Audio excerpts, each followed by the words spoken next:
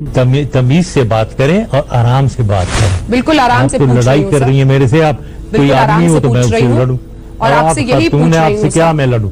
ठीक है, तो मैं लड़ना भी नहीं चाहता हूँ। चिंता ना करें, उसकी आप गोली चली जा रही है और अपने आप को आप इतना वर्कअप कर रही हैं, आपको ब्लड प्रेशर हो जाएगा, आपको ब्लड प्रेशर हो जाएगा। मुस्कुरा दी। वो समझ गई यहाँ मेरी दाल नहीं गली। शहीद इज एन इस्लामिक टर्मिनोलॉजी। जो उसमें से मुसलमान है वो बिल्कुल शहीद हुए, जो उसमें से हिंदू है। मुझे नहीं पता कि आपके किस बुक में या आपकी गीता में कोई ऐसी कोई टीचिंग है या नहीं है। 11 पाकिस्तानी एक्टर्स जिन्होंने इंडियन मीडिया को सैवेज आंसर्स दिए उनके सवालों पर। शुरू करते हैं, हियर वी गो। दोस्तों, आतिफ असलम ने अपने सिंगिंग टैलेंट की वजह से काफी शोहरत हासिल कर ली है, लेकिन जब इंडिया के एक रिपोर्टर ने इनसे इंडियन मूवीज में पाकिस्तान को पढ़ने वाली गालियों का सवाल किया तो आतिफ असलम ने पाकिस्तान में इंडिया को पढ़ने वाली गालियां याद करवा दी।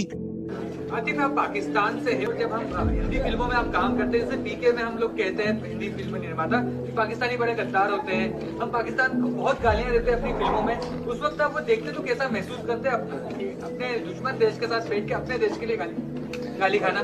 देखिए, बिल्कुल ऐसा ही महसूस होता होगा जैसे आप लोग जब देखते हैं और उधर से गालियां आपको पड़ रही होती हैं। भाई जो भी हो, आतिफ असलम से सवाल ही इतना घटिया पूछा गया है कि मतलब जवाब तो ऐसे जवाब था नहीं वैसे कोई उम्मीद रखना ही पड़ेगी, क्योंकि सवाल कुछ ऐसा किया उसने यार जो पूछने वाली बात नहीं है, स्पेशली उससे जो आपके घर पे मेहमान आया है, मतलब क्या है तो वैसे उसको बुलाया गया है, देखो तभी आया है वो, जबरदस्ती नहीं आया वो। तो जवाब गलत नहीं था वैसे। वहाँ पे भी मूवी बनेगी तो वो भी यही करेंगे। अबे यार, हर देश अपने जो मूवी बनाता है वो अपने देश को तो ऊंचा ही दिखाएगा ना, सिंपल सी बात है। नंबर 10 दोस्तों, पाकिस्तान के आर्मी चीफ और साबिक सदर परवेज मुशर्रफ को कई बार मुंह तोड़ जवाब देते हुए देखा गया है। अब जैसे कि जब इंडिया में ही एक कॉन्फ्रेंस के दौरान सहाफी ने परवेज मुशर्रफ को इंग्लिश में जवाब देने पे तंज किया और हिंदी में बात करने को कहता है, तो उनके जवाब ने पाकिस्तानियों के दिल जीत लिए। आपस की बात है जो हिंदी में बात कर लेते हैं, देसी भाषा में। आपने बहुत अच्छा बोला, आप हिंदी में कहे, मैं उर्दू में कहूँगा। चलिए। नंबर 9 दोस्तों, इसी तरह एक सैवेज तो नहीं बोल सकते, बट ये है कि उन्होंने ये बताया कि हम उर्दू बोलते हैं तो मैं उर्दू में जवाब दूंगा। हाँ, हिंदी में मैं समझ जाऊंगा, कोई प्रॉब्लम नहीं है उसमें। हाँ, कोई इशू नहीं है। दोस्तों, इसी तरह एक लाइव टीवी शो के दौरान जब न्यूज एंकर पाकिस्तान के खिलाफ बोलना शुरू करता है तो परवेज मुशर्रफ ने उसे थप्पड़ के बदले मुक्का मारने की धमकी दे डाली थी।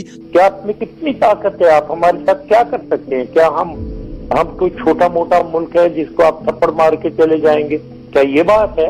क्या नहीं, आप थप्पड़ मारने आएंगे तो हम आपको मुक्का मारें। तो दोस्तों, इस बहादुरी के लिए एक लाइक तो बनता है। नंबर 8 दोस्तों, अब हम आपको परवेज मुशर्रफ की एक और लाजवाब वीडियो दिखाते हैं, जो कि एक लाइव टीवी शो के दौरान उन्होंने इंडियन एंकर को ऐसे आराम से तमीज सिखाई जिसे वो कभी नहीं भूलेगी।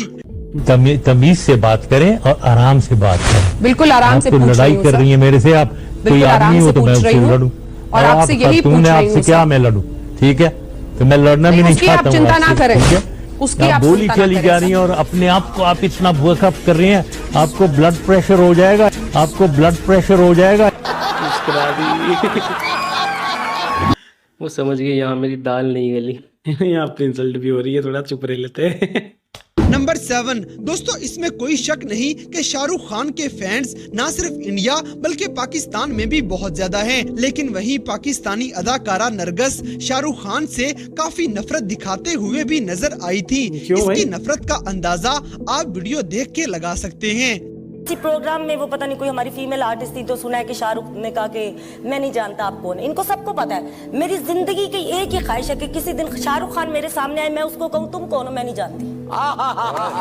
नंबर 6 भाई, it is possible. Shahrukh Khan वैसे कभी नहीं करता। शाहरुख खान हमेशा यही कोशिश करता है कि सामने वालों को मैं कैसे बोलूँ कि हाँ मैंने तेरे को वहाँ मिला था, मैं तुमसे वहाँ मिला था, वो चीज़ में ही लगे रहते। उसके बहुत सारे इंटरव्यूज़ भी देखे, तो ये पॉसिबल है। और ऐसा होता है कई एक्टर्स का, जैसे अभी रिसेंटली कुछ एक्टर्स ने क्लेम किया था कि हमें बॉलीवुड से ऑफर आया, लेकिन उनके ही फैंस उनको कमेंट में ट्रोल कर रहे होते हैं कि भाई इनको सपने में ऑफर आया होगा या ये वो ऐसा कुछ, या इस बारे में उनको पता है क्या जिन्होंने ऑफर दिया है? अभी तो पता नहीं है यार इसकी कौन कितना सच्चा है यार। अभी तो ऑफर नहीं आया, बिल्कुल पॉसिबल ही नहीं है ना यार अभी तो अब तो पॉसिबल ही नहीं है ना। चलो आगे देखते हैं। दोस्तों अब बात करते हैं पुलवामा अटैक के बारे में, जिसके बाद पाकिस्तान की एंकर मुना आलम को एक शो में बुलाया गया तो इंडियन एंकर के मुंह से भारतीय फौजियों के लिए शहीद का लफ्ज सुनकर मुना ने उन्हें ऐसी बातें सुनाई कि वो आइंदा शहीद लफ्ज कभी नहीं बोलेगी। मैं आपको पाकिस्तानी जितने भी हमारे लोग हैं, हमारी पब्लिक है, उनके बिहाफ पे ये बताती हूँ, मैं सहाफी हूँ। बात सुने मेरी, शहीद इज एन इस्लामिक टर्मिनोलॉजी, शहीद इज एन इस्लामिक टर्मिनोलॉजी। जो उसमें से मुसलमान है वो बिल्कुल शहीद हुए हैं, जो उसमें से हिंदू है। मुझे नहीं पता कि आपके किस बुक में या आपकी गीता में कोई ऐसी कोई टीचिंग है या नहीं है। आप मेरे अल्फाज ना पकड़े, मुझे मुकम्मल करने दें। मोना आलम जी, आप लोग इतना डरते हैं सच सुनने से, आप लोग इतना डरते हैं सच सुनने से कि मैंने एक सेंटेंस हमारे यहाँ हिंदू मुस्लिम, मैंने एक जुमला पूरा नहीं किया है और आप लोग Why are you so insecure? जहर पूरा नहीं। देखो मैं बता देता हूँ, हिंदूज में शहीद वर्ड नहीं यूज होता है, वो तो सही है। उसकी जगह ये वर्ड यूज होता है कि उसको वीर गति प्राप्त हुई। और ऐसा भी बोला जाता है कि भाई RIP नहीं बोलते, जैसे किसी हिंदू को RIP लिख दो तो लोग कमेंट करते हैं ये हिंदू है, इनको RIP मत लिखो। ठीक वैसे ही वो बात भी सच है, और हिंदुइज्म में भी ऐसा माना जाता है कि RIP नहीं लिखते, क्योंकि मरने के बाद जो उनकी जो आत्मा है वो मोक्ष के लिए भटकती रहती है या फिर उसका पुनर्जन्म होता है, तो वो वाला कॉन्सेप्ट रहता है। और शहीद इसलिए कॉमन है क्योंकि इंडिया पाकिस्तान जब एक थे तो इंडिया और पाकिस्तान में मैक्सिमम जगह पर उर्दू बोली जाती थी, तो वो शहीद एक टर्मिनोलॉजी में बन चुका है वो शब्द, और वो शब्द हटाया नहीं जा सकता। जैसे शहीद आजम कहा जाता है भगत सिंह को, लेकिन उसको हटाया थोड़ी ना जा सकता है। मतलब इंडिया के लिए शहीद आजम कहा जाता है, इंडिया के लिए, तो उनके नाम के आगे लगा हुआ है ऐसा। अब तो वही वर्ड है, उसको हिंदी में आप बोलोगे तो वीर गति प्राप्त हुई, तो सिंपल सी बात है। और सिर्फ लैंग्वेज का फर्क है हिंदी और उर्दू का। इंग्लिश में बोलो तो मार्टियर, तो इंग्लिश में मार्टियर। हिंदू रिलीजन में भी ये चीज है, बस ये कि मरने के बाद वाला कॉन्सेप्ट थोड़ा अलग है, डिफरेंट है। पुनर्जन्म का कॉन्सेप्ट है, और इधर जो है आखिरत, लाइफ आफ्टर डेथ वाला कॉन्सेप्ट है, तो ये फर्क है। तो शायद ये न्यूज़ एंकर को भी नहीं पता भाई ये चीज़, इसीलिए जवाब नहीं दे पाई। बस ऐसा नहीं से और क्यों है आप अपने लोगों को क्यों उल्लू बनाने की कोशिश कर रहे हैं? मुझे एक पर्सपेक्टिव तो बताने देना। ये सारे लोग आपके साथ बैठे हुए हैं, ये आपको क्या बोलेंगे? इनको नजर नहीं आ रहा कि मैंने एक सेंटेंस बोला है और आप इतना डर गई हैं कि आप मुझे बोलने नहीं दे रही हैं? क्या नजर नहीं आ रहा? नंबर 5 दोस्तों, इसी तरह पाकिस्तानी एंकर फिजा खान इंडिया का असली चेहरा दिखाती हैं कि इंडियन मीडिया भी चीख उठता है।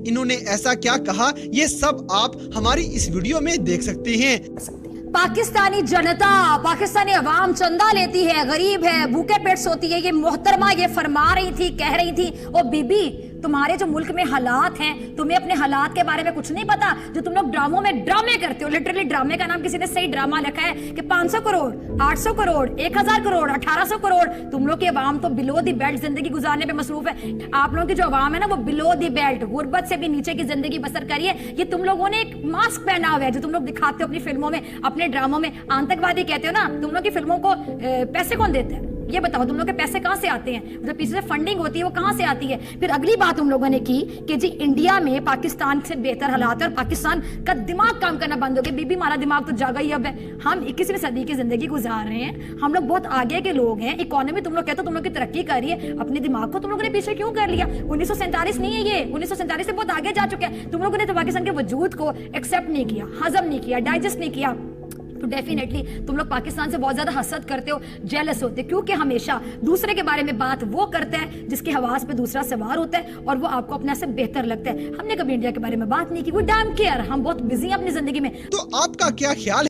भाई इसका आंसर भी मैं कर देता हूँ। ऐसा होता है कि इंडिया से पहले बोला जाता है कि भाई तुम भीख मांगते हो, तुम IMF से भीख मांगते हो, तुम्हारे पास आटा नहीं है। फिर पाकिस्तान से बोला जाता है कि भाई तुम्हारे यहाँ तो टॉयलेट ही नहीं है, टॉयलेट बनवाओ, ये करो वो करो। तो ये तो चलता रहता है, बट असल चीज़ क्या है ना कि यहाँ पर क्या हो गया ना, इंडिया और पाकिस्तान दोनों में ही जो बड़ी बड़ी सिटीज़ में लोग रहते हैं ना, जैसे पाकिस्तान में लाहौर, कराची, इस्लामाबाद या सियालकोट या कोई ऐसी बड़ी सिटीज़ में रहने वाले लोग हैं, उनको ऐसा लगता है बाकी के मुल्क में भी ऐसा ही मामले हैं, लेकिन ऐसा कुछ नहीं है। ठीक वैसे ही इंडिया में भी ऐसा है, बड़े बड़े शहरों में जो रहते हैं, दिल्ली, बम्बई, आगरा, ये जो जितने भी बड़े, तो उनको ऐसा लगता है कि हर शहर में ऐसी फैसिलिटीज़ है। लेकिन जब हम जाते हैं पिछड़े इलाकों में, जैसे बिहार में चले गए, बहुत सारी सिटीज़ है, यूपी में ऐसी बहुत सारी सिटीज़ है, एमपी में, या ठीक पाकिस्तान में भी ऐसी बहुत सारी सिटीज़ है, और जिनको शायद शहर के बाहर निकलो, बस लोगों ने नाम नहीं सुने, तो वहाँ आपको जाके पता चलता है कि भाई यहाँ तो बहुत ही खराब हालात है। और हर शहर में भी जो मेन सिटी है ना, उसमें भी दो तरह के, अब ऐसा है कराची में भी एक बहुत बड़ा स्लम एरिया है, तो क्या वहाँ पे गरीब नहीं रहते? ऐसे ही मुंबई में भी बहुत बड़ा स्लम एरिया है, दोनों सेम है। तो दोनों चीज़ें यार, यहाँ भी वही है वहाँ भी वही है, लेकिन हाँ इकोनॉमी के मुकाबले में इंडिया थोड़ा सा आगे है, ये मानना पड़ेगा, क्योंकि यार ऑब्वियसली पॉपुलेशन भी ज़्यादा है एंड इंडस्ट्रियल जो पावर है वो भी ज़्यादा है, और इकोनॉमी तो ऑब्वियसली चली रही है। बिल्कुल, तो यही बात है। बाकी वो पुअर कंट्रीज़ में इंडिया शायद पाकिस्तान से पीछे है, पीछे, बहुत पीछे, मतलब ज़्यादा लोग पुअर यहाँ पर है, क्योंकि पॉपुलेशन की भी बात है वो। बाकी ये लोगों का यही है, एक दूसरे को नीचा दिखाते रहेंगे। वही वो वाली चीज़ याद आती, जिसके अपने घर शीशे के हो, जिसके अपने घर शीशे के हो, वो दूसरों के घरों पे पत्थर नहीं मारा करता। हाँ, सिंपल सी तो वाली बात है। तो दोनों ही तरफ से वही, इसका एक कॉमेडी वर्जन भी है, जिसके अपने घर शीशे के हो, वो उसमें कपड़े नहीं बदलते। किसमें? हॉल को क्या बोलते हैं? डाइनिंग रूम में कपड़े नहीं बदलते, क्योंकि बाहर से दिखेगा ना डाइनिंग शीशा। अच्छा, वो ट्रांसपेरेंट वाला शीशा। नंबर 4 दोस्तों, शोएब अख्तर वो पाकिस्तानी क्रिकेटर हैं जो इंडियन क्रिकेटर से दोस्ती होने के बावजूद भी अपने पाकिस्तान के बारे में एक लफ्ज भी नहीं सुनना चाहेंगे। अब हम आपको दिखाते हैं कि इंडिया पाकिस्तान के मैच पे एक शो के दौरान जब उन्होंने इंडियन एंकर को धुलाई लफ्ज इस्तेमाल करने पे खूब सुना डाली थी। 100 घंटे पहले जिस तरीके से धुलाई हुई थी पाकिस्तान की टीम की, आज फिर से धुलाई के लिए तैयार होकर आ रहे हैं ना आज के खिलाड़ी। देखिए, मुझे नहीं पता आपका नाम क्या है खातून, मैं आपकी बड़ी इज्जत करता हूं, और आप अगर तमीज के दायरे में रह के सवाल करेंगी तो मैं आपको जवाब दूंगा। अगर आप ये कहेंगे धुलाई होगी, स्वच्छता होगी, ये होगी, मुझसे क्रिकेट के सवाल करें, मैं क्रिकेट के जवाब दूंगा। स्वच्छता हो रही है, धुलाई हो रही है, मुझे समझ नहीं आ रही लैंग्वेज आपकी, प्लीज अगर मुझसे क्रिकेट सवाल पूछेंगे मैं आपको जवाब दे दूंगा। नंबर 3 यहाँ पर तो गौतम गंभीर को भी शोएब अख्तर का जवाब सुन के अच्छा लगा कि यार ये न्यूज वाली कुछ भी बकरी, गौतम गंभीर को भी पसंद नहीं आया। बड़ा चढ़ा के न्यूज वाले बहुत बोलते हैं यार चीजों को, वो तो बस सही है। दोस्तों, इसी तरह इंडिया के एक शो के दौरान जब एंकर ने पाकिस्तानी टीम का मजाक उड़ाया तो शोएब अख्तर ने उसकी अच्छी खासी क्लास ली थी कि एंकर भी गड़बड़ा जाता है। क्रिकेट लाइव पर इसी का जश्न मनाया जाएगा। सॉरी, पहले आप मुझे बताएं, आप शुरू में किया क्या, हंसे क्यों आप? नहीं, वो मौका चल रहा था, मैं कह रहा था कि ना ही चलाए, मौका कोशिश। ओपिनियन पूछने बैठे या मजाक उड़ाने बैठे? नहीं, मौका वो म्यूजिक चला है, सीरियसली पूछना चाहिए। I mean, like, आपको नहीं, वो कपिल पाजी वहाँ पे शुरुआत कर रहे थे उसी चीज की, लेकिन क्या वो ठीक है, आप मजाक में उड़ा सकते हैं। नहीं, मजाक नहीं, कोशिश करी पाकिस्तान की टीम उड़ा सकते, आप ऐसा कर नहीं सकते। अगर आपको शोएब अख्तर का ये जवाब अच्छा लगा तो एक लाइक। ठीक है यार, इंडियन टीवी शो में बैठ के बंदा जवाब दे रहा है, ये जवाब लगा के जवाब एक दूसरे की काफी रिस्पेक्ट करते हुए भी नजर आएंगे। लेकिन जब इंडियन क्रिकेटर वीरेंद्र सहवाग ने शोएब अख्तर के खिलाफ गलत बातें की तो शोएब अख्तर ने भी उनकी बात का भरपूर जवाब दिया था। बाद में शोएब अख्तर बहुत अच्छा दोस्त बन गया, क्योंकि उसे इंडिया में बिजनेस चाहिए तो हमारी तारीफ तो करनी ही पड़ेगी, तभी उसे यहाँ बिजनेस मिल सकता है, तभी यहाँ उसे कमेंट्स के लिए बुलाया जा सकता है। कि आप जितने भी शोएब अख्तर के इंटरव्यू देखेंगे सब में ये देखें कि वो इंडिया के तारीफों के ऐसे पुलिंदे बांधता है कि कभी उसने नहीं कहा होगा ये सब जो आज वो टीवी पर बैठ कर कहता है। तो ये पैसा सब कुछ करा सकता है, और ऑब्वियसली अगर यहाँ 1 लाख मिलेंगे तो पाकिस्तानी 2 लाख होंगे। एक वीडियो वायरल हुई, पुरानी वीडियो है, मेरे दोस्त की है, सहवाग आपको पता है एक बड़ा कैजुअल आदमी है और बड़ी कैजुअल बातें करता है और नॉन सीरियस बातें करता है, वो आपको पता ही है सबको। लेकिन उसने कहा था कि शोएब अख्तर को पैसे चाहिए तो इसलिए वो इंडिया की तारीफ करता है। देखिए, रिस्क अल्लाह के हाथ में होता है और इंसान के हाथ में ही नहीं है। इंडिया नहीं, अल्लाह पालता है, ये बड़ा फर्मली बिलीव होना चाहिए। और दूसरा, सहवाग के लिए उसके सवाल का जवाब ये है कि जितने उसके सर पे बाल नहीं है उतना मेरे पास माल होगा। नंबर 1 दोस्तों ये आंसर अच्छा था वैसे, लेकिन हाँ ये बात तो सच है, शोएब अख्तर को पैसों की तो इसमें कोई नीड नहीं है। बाकी हाँ, इंडिया की टीम तारीफ के काबिल है, इसीलिए तारीफ करते हैं वो इंडिया की टीम। तो इंडिया में पाकिस्तानी एक्टर्स की पाबंदी के बारे में तो आप जानते हैं, इस पर बाकी सेलिब्रिटीज ने भी रद्दे अमल दिखाया था, लेकिन पाकिस्तानी अदाकारा रेचल खान तो काफी गुस्से में नजर आती हैं और अब हम आपको उनका वीडियो पैगाम दिखाते हैं कि उन्होंने इस बात का इंडिया को किस तरह से जवाब दिया था। पाकिस्तानी आर्टिस्ट रिक्वायर्ड है, आप अच्छे मार्क्स से दे के बुलाते हैं, क्यों A+ कैटेगरी के कामों में पाकिस्तान के आर्टिस्टों को बुलाया जाता है? बेसिक पाकिस्तानी आपकी जरूरत है, हमें आपकी जरूरत नहीं है। जैसा कि हमारे प्राइम मिनिस्टर साहब ने आप लोगों को कहा है कि हम लोग बातचीत के मूड में हैं, मुझे लगता है कि आप लोगों को समझ नहीं आ रही। जंग करनी है तो पिछले 20 साल से हम जंग के मूड में हैं, जंग कर लें, जंग का मजा हम आपको चखा देंगे। हमें बैन करने से कोई फर्क नहीं पड़ने वाला। पाकिस्तान में ना तो टैलेंट की कमी है, पाकिस्तान में ना तो काम की कमी है। तो दोस्तों ये थी पाकिस्तान की कुछ ऐसी नामवर शख्स। तो भाई ये वीडियो इधर ही एंड होता है। एंड वाले में जो बोला उन्होंने कि भाई जो इंडिया में बैन किया था पाकिस्तानी सेलिब्रिटीज़ को, वो उन्होंने बोला कि ज़रूरत नहीं है। हाँ तो वो सही बात है भाई, नहीं ज़रूरत होगी उनको। बाकी ये है कि इंडिया में जो लिया जाता है ना पाकिस्तानी सेलिब्रिटीज़ को, टैलेंट तो बहुत ही अच्छा है उनका, इसमें कोई शक नहीं है, लेकिन सबसे बड़ा इसका रीज़न ये रहता है कि इनको ओवरसीज़ मार्केट में जो हमारे देसी लोग रहते हैं, ओवरसीज़ में आप अगर होंगे वहाँ के तो आपको पता होगा, ओवरसीज़ में इंडिया के लोग पाकिस्तान के लोग आपस में दोस्त होते हैं, एक साथ रहते हैं, रूम शेयर करते हैं, एक साथ जॉब करते हैं, एक ही कंपनी में जॉब करते हैं, तो इस तरह की चीज़ें चलती है। तो वो लोग साथ में जब देखने जाते हैं फिल्म, तो उनको ये एक और भाईचारे वाला वो मौका मिल जाता है कि यहाँ तुम्हारा सिंगर भी हमारे यहाँ पे काम कर रहा है, या फिर दोनों आपका एक्टर हमारा एक्टर साथ काम कर रहे हैं।